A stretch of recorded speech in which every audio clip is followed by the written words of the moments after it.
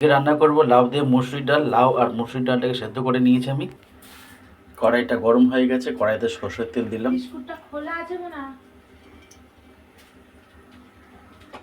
তেলটা গরম হয়ে গেছে, ফোড়নে শুকনো লঙ্কা তেজপাতা দিলাম, পেঁয়াজ কুচি দিলাম। পেঁয়াজটাকে একটু লাল করে ভেজে নেব। পেঁয়াজটা লাল লাল করে ভাজা হয়ে গেছে, এবার ডালটাকে দিয়ে দেবো। নুন হলুদ দিয়েছি আর ধনেপাতা কুচি দিয়েছি টেস্ট হওয়ার জন্যে। এবার ডালটা ফুটে গেলে পরে ডালটাকে নামিয়ে নেব। লাউ দিয়ে মুসুরির ডাল করা হয়ে গেছে আমাদের।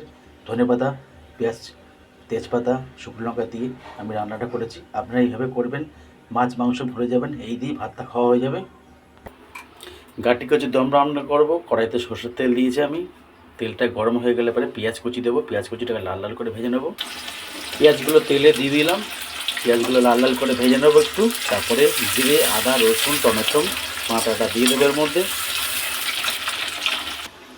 নুন হলুদ ঝাল গুঁড়ো লঙ্কা দিয়েছি। এবার মশলার সাথে ভালো করে পেঁয়াজটা কষিয়ে নেবো। তারপরে সেদ্ধ করা কচু আর আলুটাকে দিয়ে দেবো।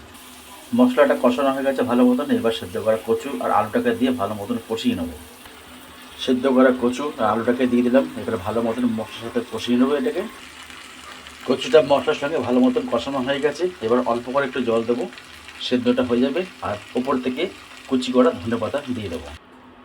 অল্প করে জল দিয়েছি আর কুচি করে ধনেপাতা দিয়ে দিয়েছি। এবার ভালো মতন এটাকে নেড়ে চেড়ে নিয়ে 10 মিনিটের জন্য ঢাকা দিয়ে রেখে দেবো।